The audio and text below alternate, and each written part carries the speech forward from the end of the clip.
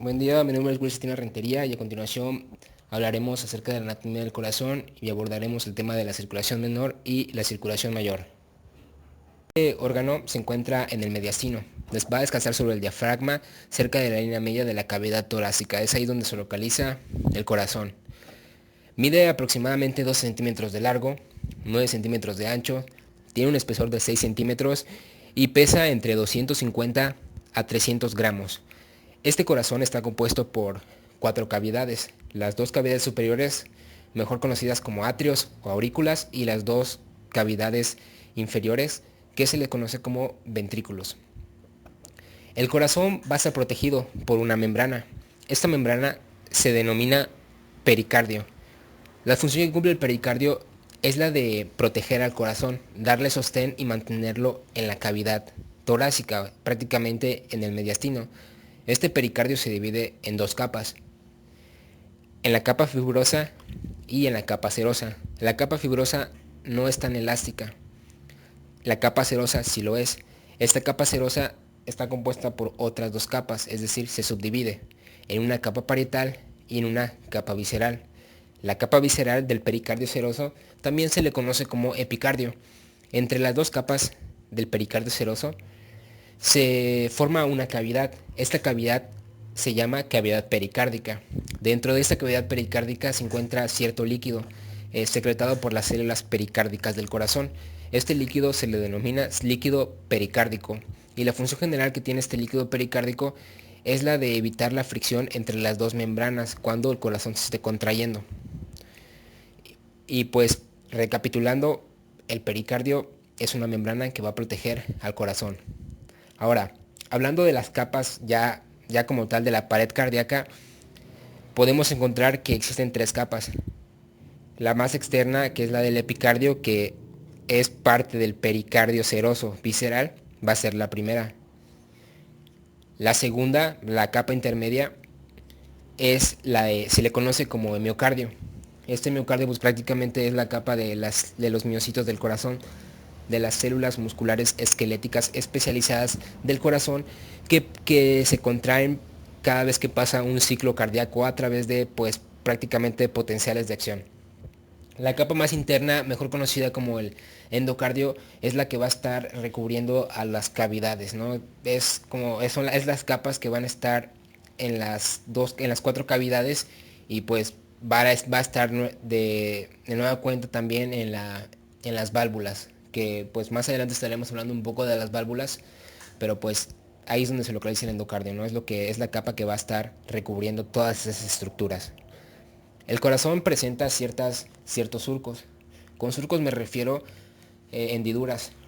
A través de estas hendiduras van a estar pasando ciertos vasos sanguíneos. Los vasos sanguíneos del corazón pues van a tener la función de nutrir al miocardio del corazón. Estos vasos sanguíneos se les conocen como vasos sanguíneos coronarios.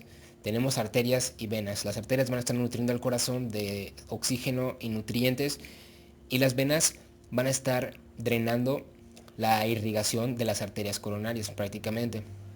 Entonces, en estos tres surcos, que el primero es el surco coronario, el segundo el surco interventricular anterior y por último el surco interventricular posterior, a través de estos surcos van a estar pasando estos vasos sanguíneos que, como bien les dije, se conocen como vasos sanguíneos coronarios. Bien, la irrigación del corazón es un poco sencilla, pero hablaremos de lo más general. Tenemos que las arterias coronarias van a estar irrigando al corazón. Tenemos que hay dos arterias coronarias, una arteria coronaria izquierda y una arteria coronaria derecha. Empezaremos con las arterias coronarias izquierdas. Las arterias coronarias izquierdas se van a localizar en el surco coronario. Estas arterias coronarias se van a subdividir en una arteria circunfleja y en una arteria interventricular anterior. La arteria circunfleja se encuentra todavía en el surco coronario. La arteria interventricular anterior se encuentra en el surco interventricular anterior. La arteria circunfleja prácticamente va a estar irrigando la pared del ventrículo izquierdo y de la aurícula izquierda. La arteria interventricular anterior, que es una ramificación de la arteria coronaria izquierda, va a estar irrigando a las paredes de ambos ventrículos, es decir, del derecho y el izquierdo. Ahora, hablando de la arteria coronaria derecha, esta arteria coronaria derecha se ramifica en dos porciones, en una arteria marginal y en una arteria interventricular posterior. La arteria marginal, así como la arteria circunfleja, se localiza en el surco coronario. Esa hendidura que pues prácticamente va a estar rodeando al corazón, es como una corona, por eso se le dice surco coronario. Entonces, esta arteria marginal va a estar irrigando al miocardio del ventrículo derecho, a diferencia de la arteria circunfleja, que sí va a irrigar un ventrículo, pero no es el derecho, sino que es el izquierdo. Ahora, hablando de la arteria interventricular posterior, que es ramificación de la arteria coronaria derecha, esta se va a encontrar en el surco interventricular posterior. Esta arteria interventricular posterior va a estar irrigando la pared de ambos ventrículos, ¿bien? Ahora pasemos a las venas coronarias. Como bien les dije, las venas coronarias van a estar drenando todos los desechos y la irrigación de las arterias coronarias, tanto la izquierda como las derechas. Las principales venas tributarias del seno coronario son la magna, la media, la mínima y las anteriores. La vena magna va a estar drenando las partes irrigadas de la arteria coronaria izquierda. La vena media va a estar drenando las partes irrigadas por la arteria coronaria derecha. La arteria mínima va a estar drenando las cavidades derechas, es decir, la aurícula derecha y el ventrículo derecho. Y las venas anteriores van a estar drenando la irrigación del ventrículo derecho también, y pues va a desembocar prácticamente en la aurícula derecha, a diferencia de la magna, la media y la mínima, que desemboca en el seno coronario. Como bien sabemos, este seno coronario desemboca en la aurícula derecha. Entonces estas venas anteriores no van a pasar por el seno coronario, simplemente van a pasar directamente a la aurícula derecha. Bien. Ahora, hablando un poco de las válvulas del corazón, se encuentran 4 válvulas en el corazón. Podemos clasificar a las válvulas en válvulas semilunares y válvulas atrioventriculares. Las válvulas semilunares son dos. Tenemos que es la válvula aórtica y la válvula pulmonar.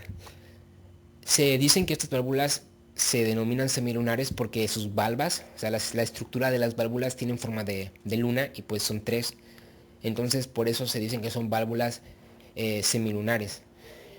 En cuanto a las válvulas atrioventriculares, estas válvulas se les denomina así porque se encuentran entre dos cavidades, es decir, entre una aurícula y un ventrículo.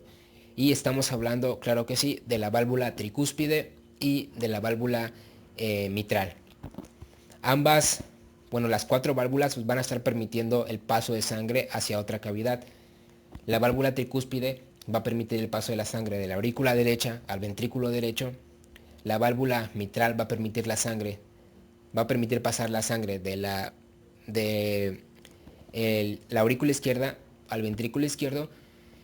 Ahora, hablando de la válvula pulmonar, va a permitir el paso de la sangre del ventrículo derecho a las arterias pulmonares, y la válvula aórtica va a permitir el paso de la sangre del ventrículo izquierdo a pues, prácticamente al vaso sanguíneo más grande del organismo, es decir, a la aorta. Bien, entonces esta es como que la irrigación, y hablando un poco de las válvulas del corazón. Ahora hablemos un poco de la circulación menor y de la circulación mayor. Bien, ahora vamos a hablar primeramente de la circulación menor. La circulación menor hace referencia a la sangre desoxigenada que pasa hacia los pulmones para que sea oxigenada. Es menor porque pues, recorre una menor distancia, a diferencia de la circulación mayor, que es la circulación sistémica, que recorre una mayor distancia porque pues, recorre prácticamente todas las arterias del organismo, los capilares del organismo, para llegar a tejidos en específico, para pues prácticamente nutrir las células que requieren de ese oxígeno. Bien, entonces, hablando ya de la circulación menor, ¿cómo se va a dar esta circulación menor? Bien, esta circulación menor va a comenzar en la aurícula derecha.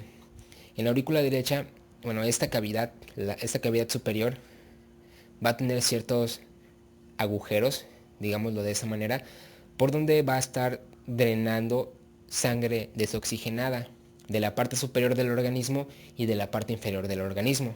Y de igual manera va a estar drenando la sangre venosa, la sangre que contiene poco oxígeno del miocardio. Como bien ya mencioné en un principio, existen ciertas venas coronarias que pues drenan en el seno coronario, y este seno coronario va a estar drenando en la aurícula derecha. Entonces tenemos tres cosas que drenan en la aurícula derecha: la vena cava superior, la vena cava inferior y las venas coronarias prácticamente. Esta sangre desoxigenada pues tiene, bueno, sería incorrecto de llamarle sangre desoxigenada, pues sí tiene cantidades de oxígeno, pero son muy pequeñas, y por el simple hecho de que esa sangre tenga poco oxígeno, quiere decir que es más fácil de estudiar y es más fácil de aprender si lo recordamos como que la sangre que desemboca en la aurícula derecha es sangre desoxigenada, pero eso no quiere decir que no tenga oxígeno. Sí tiene oxígeno, pero tiene pocas cantidades de oxígeno.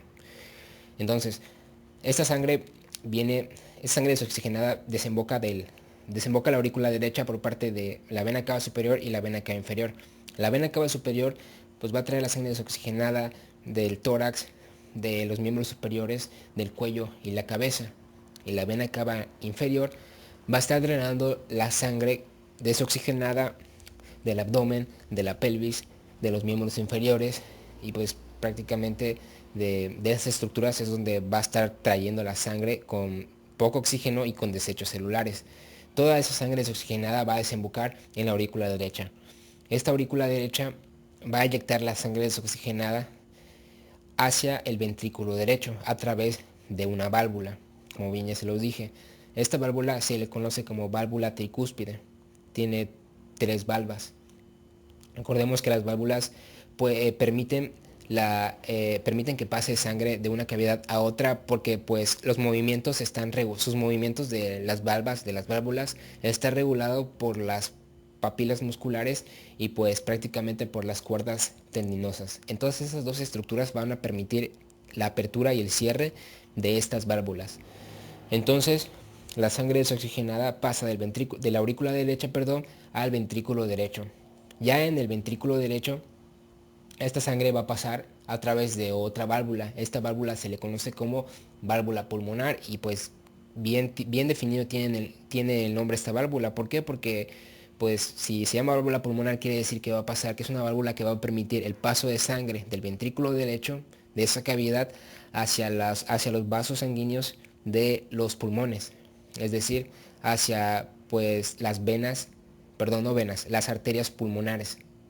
Entonces, esta es una excepción en la cual el organismo tiene en sus venas tiene en sus arterias sangre desoxigenada, porque comúnmente en todas las arterias del organismo tenemos sangre oxigenada, pero en este caso, hablando de los vasos sanguíneos de los pulmones, es al revés.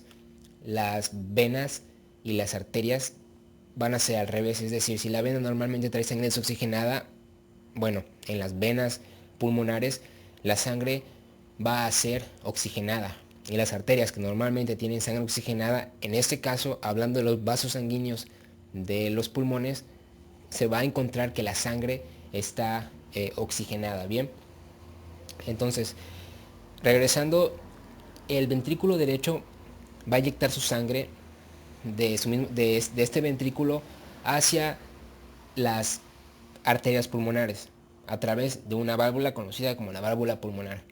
Después estos vasos sanguíneos pulmonares, son las venas pulmonares, se van a dirigir hacia el pulmón, donde esa sangre desoxigenada se va a oxigenar. Va a haber pues el cambio de gases, va a entrar oxígeno y va a salir dióxido de carbono. Es un proceso que se le conoce como hematosis. Entonces, cuando esta sangre es oxigenada en los pulmones, estos pulmones, así como entran vasos sanguíneos, deben de salir vasos sanguíneos. Los vasos sanguíneos que entran a los pulmones son las arterias pulmonares, y los vasos sanguíneos que salen de los pulmones son las venas pulmonares. Entonces, cuando los vasos sanguíneos ya salen con la sangre oxigenada, del pulmón se le conoce como venas pulmonares. Esas venas pulmonares ya traen sangre oxigenada por ese intercambio de gases que se le conoce como hematosis. Entonces estas venas pulmonares van a desembocar en la aurícula izquierda, que ya estamos hablando prácticamente de las cavidades izquierdas del corazón. Entonces la aurícula izquierda va a eyectar su sangre hacia el ventrículo derecho. Perdón, no el ventrículo derecho, sino que hacia el ventrículo izquierdo a través de una válvula. Esta válvula es conocida como la válvula mitral. Ya la sangre estando en el ventrículo izquierdo, este mismo ventrículo del miocardio se va a contraer y va a eyectar la sangre hacia, pues prácticamente el vaso sanguíneo más grande del corazón, la aorta, donde esta aorta pues se ramifica en varias partes conforme va avanzando en todo el organismo. Entonces del ventrículo izquierdo va a pasar la sangre hacia la aorta a través de una válvula. Esta válvula se le llama válvula aórtica. Y así como la válvula pulmonar, que se le denomina pulmonar porque la sangre pasa hacia los vasos sanguíneos pulmonares, de igual manera la válvula aórtica se le va a llamar aórtica porque la sangre va a pasar hacia la aorta. Recordemos que ya cuando pasa en la aorta, pues esta aorta en su primera sección, en su primera parte, que es la aorta ascendente, es donde tiene ciertas ramificaciones que son conocidas como las arterias coronarias. Entonces, pues cada vez que el corazón pasa por un ciclo cardíaco, cada vez que se contrae, uno de los primeros órganos que recibe nutrientes y oxígeno va a ser el corazón, porque las arterias coronarias se encuentran muy cerca de la aorta ascendente y muy cerca del corazón. Entonces, esta estructura, lo que sucede es lo que permite que el corazón pues tenga rápidamente nutrientes y oxígeno para que pueda seguir cumpliendo su función. Entonces ya pasando a la aorta descendente, sí, el callado aórtico, y del callado aórtico encontramos a la aorta descendente, y en la aorta descendente es donde ya se va a estar ramificando en la aorta torácica, en la aorta abdominal y en diferentes vasos sanguíneos para que prácticamente les ofrezcan a todo el organismo, a todos los tejidos, a todas las células el oxígeno que requieren.